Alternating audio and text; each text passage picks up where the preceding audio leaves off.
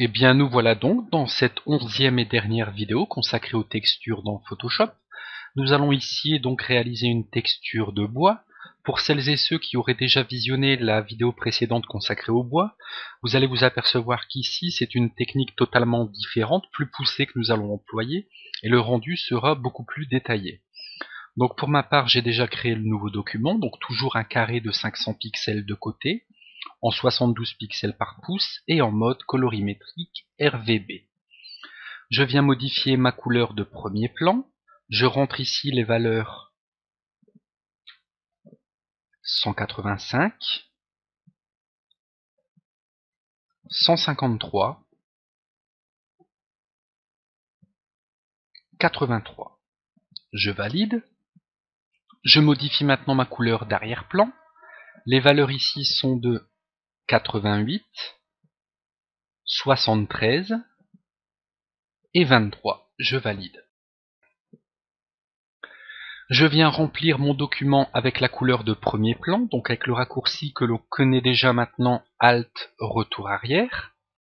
Je viens appliquer un filtre, donc menu filtre, rendu, et cette fois je choisis fibre. Au niveau des valeurs, on a variance et intensité. En variance, on va mettre 15. Au niveau de l'intensité, 30, et nous validons. Donc on peut s'apercevoir que notre document prend déjà un aspect de bois, on va encore le modifier. Donc je viens maintenant dans le menu filtre et je choisis cette fois fluidité. Alors le filtre fluidité, comme vous pouvez vous en apercevoir, est très complexe, il a une multitude d'outils, une multitude d'options. C'est un filtre en fait qui permet de déplacer des pixels, de les modifier. Ici ce qui nous intéresse ce sont ces trois outils, donc à savoir l'outil tourbillon, contraction et dilatation. Je viens prendre l'outil tourbillon. Je viens donc mettre des coups d'outils afin de déplacer les pixels. Ce qu'il faut savoir, c'est donc que ce filtre fluidité est utilisé principalement en retouche de mode dans les magazines afin d'affiner des silhouettes, retoucher des hanches. Voilà. Je viens maintenant donc sélectionner le deuxième outil, contraction. Je fais la même chose. Ce qui est important ici, c'est de le faire de manière aléatoire. On va éviter la symétrie, la répétition. On va essayer de donner un côté naturel à notre bois. Donc voilà. Toujours de manière aléatoire sur tout le document. Et je viens donc maintenant choisir le troisième outil qui est l'outil dilatation. Je le sélectionne, lui va nous permettre d'écarter les pixels en partant de son centre. Donc ça va nous donner un aspect de nœud, comme ceci.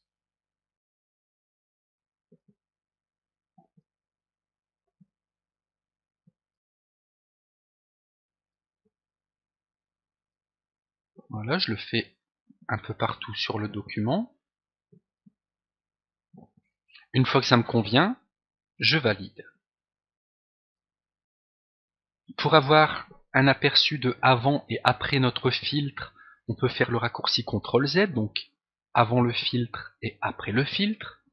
Maintenant, ce que l'on va faire, c'est créer un nouveau calque. Donc ici, dans la fenêtre calque, je clique sur l'icône de création de nouveau calque.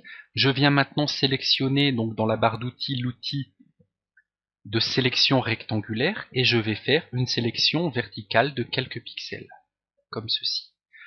Je voudrais maintenant remplir cette sélection avec ma couleur d'arrière-plan, donc je ne vais pas faire cette fois le raccourci Alt retour arrière, mais le raccourci CTRL retour arrière. Donc ce raccourci nous permet donc de remplir avec la couleur d'arrière-plan. Je désélectionne par CTRL D et je vais tout de suite placer ce calque en mode de fusion produit afin d'assombrir. Je vais double-cliquer sur ce calque afin de faire apparaître la fenêtre de style de calque et je vais donc lui mettre une ombre portée. Je clique sur l'ombre portée, je rentre ici des valeurs au niveau du grossi 5, au niveau de la distance 0, la taille A1, je viens ici sélectionner du noir, toujours en mode produit, et je valide par OK. Je viens maintenant dupliquer mon calque, donc en faisant le raccourci CTRL-J, et je voudrais déplacer ce calque. Ce que je vais faire, c'est faire appel au cadre de transformation, donc avec le raccourci CTRL-T, je vais maintenir majuscule et déplacer vers la droite avec les flèches du clavier. Voilà, comme ceci. Je clique sur Entrée pour valider, je vais redupliquer ce calque, donc toujours par CTRL-J, et je viens maintenant pour rappliquer exactement la même transformation que précédemment, faire le raccourci CTRL majuscule T. Je reduplique ce calque, CTRL-J, CTRL majuscule T pour refaire la même transformation, CTRL-J et CTRL majuscule T, ainsi de suite. Voilà. Ce que je pourrais faire maintenant, ça serait peut-être le dernier calque, donc la dernière ligne qui est un peu trop vers la droite, la déplacer, comme ceci. Sélectionner donc toutes mes lignes, en sélectionnant la première, en maintenant majuscule et en cliquant sur celle d'en bas. Venir donc sélectionner l'outil de déplacement. Nous avons les options de déplacement qui sont les mêmes que nous retrouvons également dans Illustrator. Venir sélectionner donc l'avant-dernier outil qui nous permet de répartir de manière proportionnelle tous nos calques. Et bien voilà, notre texture de bois est maintenant terminée et avec elle s'achève donc cette série de vidéos consacrées à la réalisation de textures. J'espère que tout ceci vous aura plu et je vous donne rendez-vous très bientôt pour de nouveaux tutoriels.